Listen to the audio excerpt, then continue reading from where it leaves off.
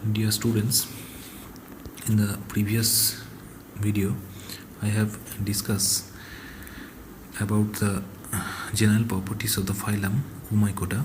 Now today I shall discuss about the one of the important genus under this phylum, that is Phytophthora. The genus name Phytophthora was originally derived from two Greek words which literally means the plant destroyer. The genus was named so because most of the species are highly destructive plant pathogens. This genus was first described by Anton de Bary in the year 1875, and till date nearly 170 species have been described. Among the different species of the genus Phytophthora, some species have very wide host range. As for example, the species Phytophthora cactorum can cause diseases over 200 species of flowering plants.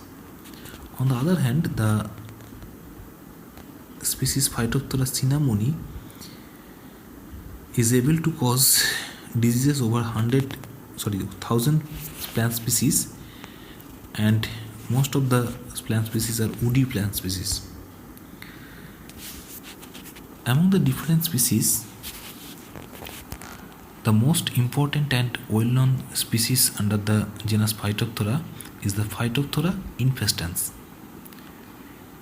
This Phytophthora infestans is very well known because it can cause a serious disease of potato plant which is known as late blight disease of potato.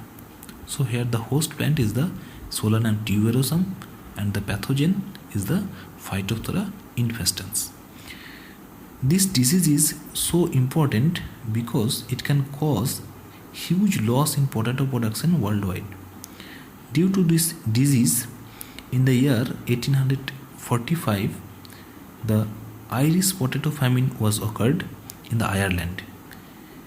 During this famine, due to huge scarcity of the food, nearly 1 million people died and another 1 million people were migrated from Ireland to other part of the world. In India, this disease was first introduced in the Nilgiri Hills between 1870 to 1880 from England, and later on this disease spread throughout the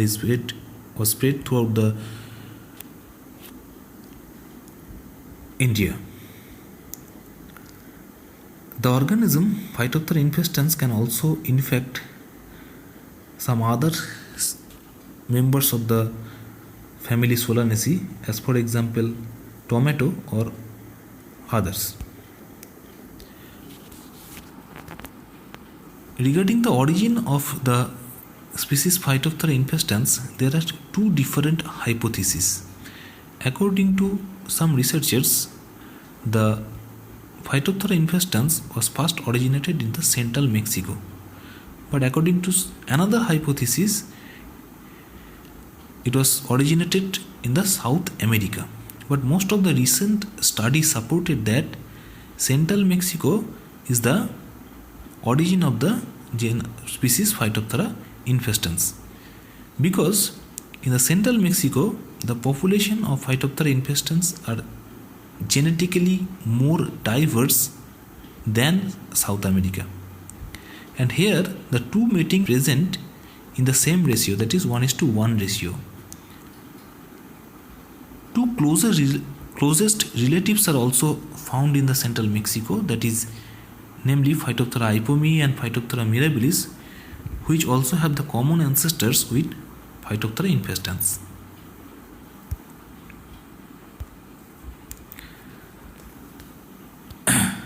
Now I am coming to the disease symptoms of the late blight of potato. The blight means sudden burning appearance.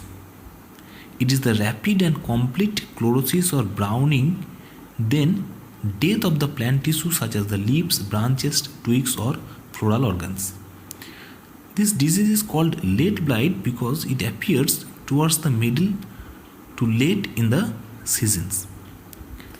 The disease symptoms may appear on the aerial part, that is on the leaves or shoots, as well as on the tubers of the potato. On foliage, the disease appears as hydrotic areas at the apex of margin of the leaves, and it gradually turns into brown or black due to necrosis. Sometimes some chlorotic borders also develop surrounding the necrotic regions. In the presence of moistures, the disease progresses very rapidly and causes complete destruction of the plant. A characteristic bad odor is also associated with the disease symptoms.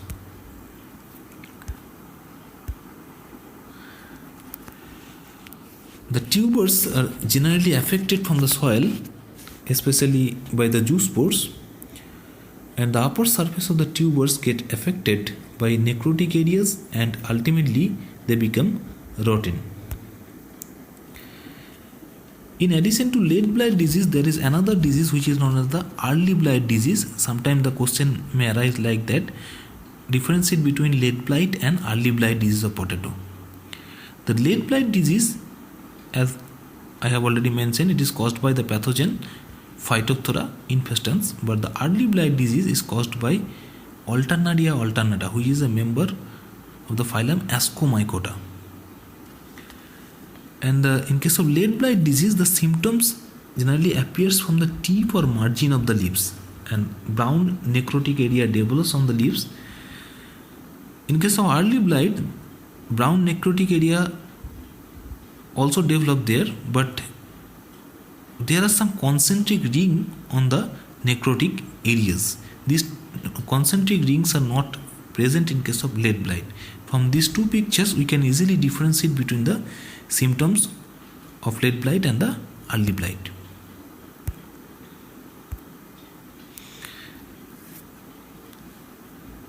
Vegetative structure, if we see the vegetative structures of the Phytophthora infestans, as it is a members of the phylum Oomycota, so obviously it has the aseptate type of the mycelium which produces branches at right angles, and the hyphae are often constricted at their point of origin. Within the host cell, the hyphae or mycelia, they can grow both intercellularly as well as intracellularly, and the hosteria may develop which penetrate the host cell wall and which are responsible for absorbing the food material from the host cell. The cell wall of the Phytophthora infestans is made up of cellulose and glucans. We already know that in case of Oomycota, the chitin is not present. Instead of chitin, cellulose is present. The vegetative structures of the Phytophthora infestans is diploid, having 11 to 13 chromosomes. In the year of 2009, the scientists completed the whole genome sequencing of this species, and the genome was found considerably larger than that of most of the other Phytophthora species. Its genome size nearly 240 megabase pair. Nearly 18,000 genes were detected within the genome of Phytophthora infestans, and it consists of different gene families which are associated with its pathogenicity. It can produce different hydrolytic enzymes such as proteases, lipases and glycosylases that can act to degrade the plant tissue or plant cell wall. Sometimes they also produce some enzyme inhibitors which can protect it from the host defense enzymes. There is another important effector protein which is known as RxLR effector proteins. Here the R stands for arginine, X for any of the amino acid, L for leucine and R for for arginine. And these RXLR effector proteins are present not only in case of Phytophthora but also in other pathogenic Oomycota. These RXLR effector proteins are very much important as they can behave as an important virulence factor. According to some researchers, these RXLR proteins are also responsible for triggering the host immunity.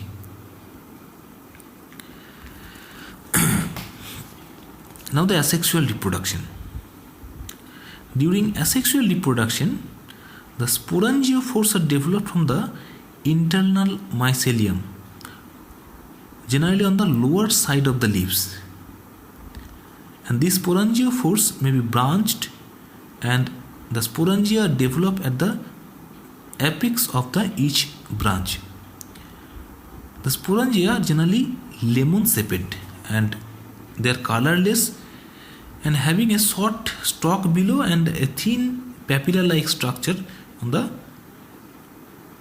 tip or on the apical part. The sporangial wall is nearly 3 micrometer thick, which encloses a multinucleated cytoplasm.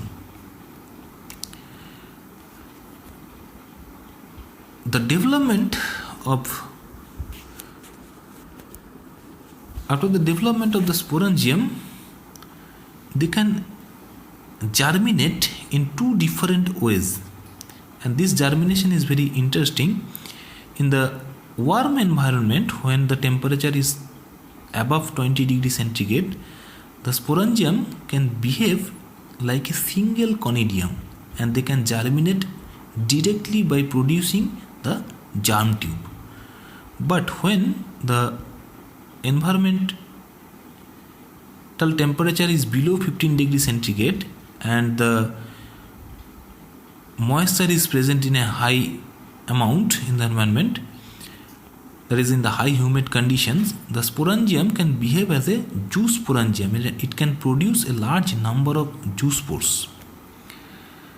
Due to this production of large number of zoospores from a single sporangium, in the presence of high humidity and low temperature, the disease progresses very rapidly, as the large number of zoospores can infect a large number of healthy potato plant very quickly.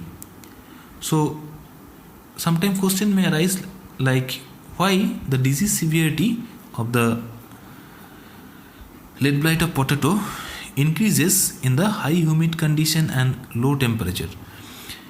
Then you have to write that in the high humid and condition and in the low temperature, the sporangium of the Phytophthora can produce a large number of the zoospores, which can infect a large number of healthy potato plant within a very short time periods.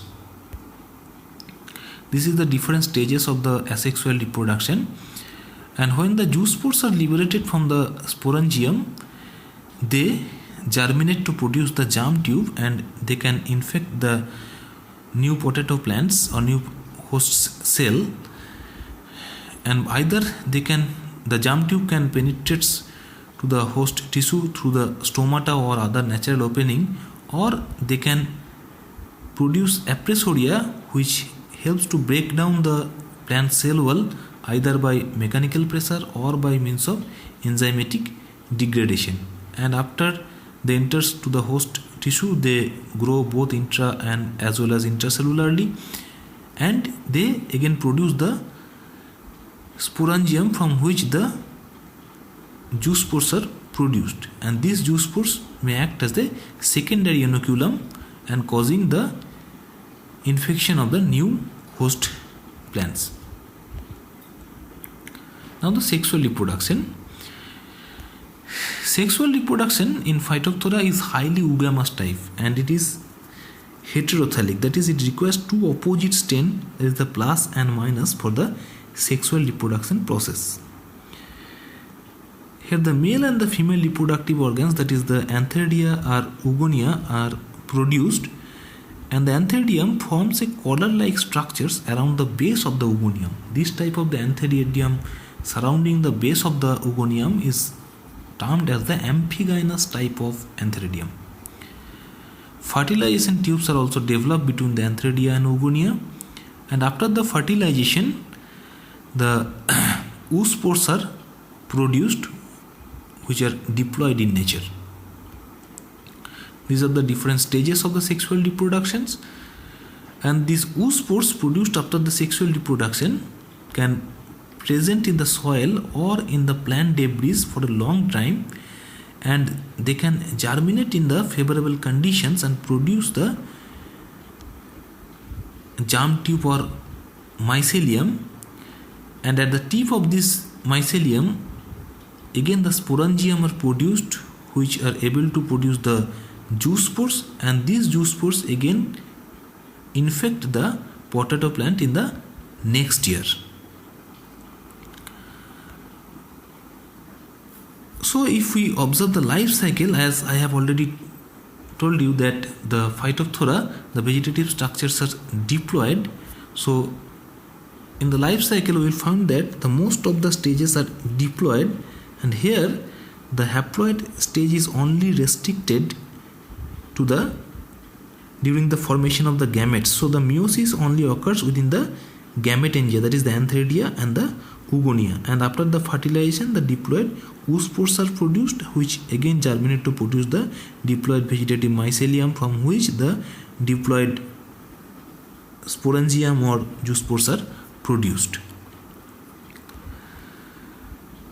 So how we can control this important pathogen, that is the Phytophthora infestans? There are several methods. First one is natural method. For controlling this pathogen, we have to use the disease-free seed. So we have to collect the potato seeds from the disease-free field. Second one, we have to harvest the potato only after maturity, because the potato tubers are infected from the soil. So if we collect or harvest the potato in immature condition, the chance of infection will be very high. And destructions of the plant debris after the harvesting is also important for controlling the pathogen, and application of reduced nitrogen fertilizer is also an important, because the nitrogen fertilizer enhance the vegetative growth of the plant as well as it enhance the disease severity. In case of physical method, the pathogen Phytophthora infestans cannot survive in comparatively higher temperature. So exposure of infected tubers at 40 degrees centigrade for 4 to 5 hours, or dipping the tubers in the hot water, that is 45 degrees centigrade water, for 4 to 5 hours is sufficient to kill the dormant mycelia which are generally present within the tubers. For chemical control method, we can use the Bordeaux mixture, which is a mixture of quicklime, copper sulfate and water in a ratio of 8:8:100, and this is very much suitable for controlling the pathogen. In addition, the mancozeb and diethane M45, these two fungicides are also effective for controlling the pathogen Phytophthora infestans. Several workers have also reported regarding some biological control agent. As for example, the Jindal et al. In 1918, they have reported the Epicoccum species and Trichoderma conningi as important biocontrol agent for controlling the pathogen. Similarly, Roy et al. And Aurora, they also have reported Penicillium and Trichoderma viridi as biocontrol agents against the pathogen respectively. And application or use of some disease tolerant variety of potato like Jyoti, Naveen, Chandramukhi, Badsa, etc. are also suitable for controlling the pathogen, because these disease tolerant variety are resistant against the pathogen Phytophthora infestans. So thank you for watching this video.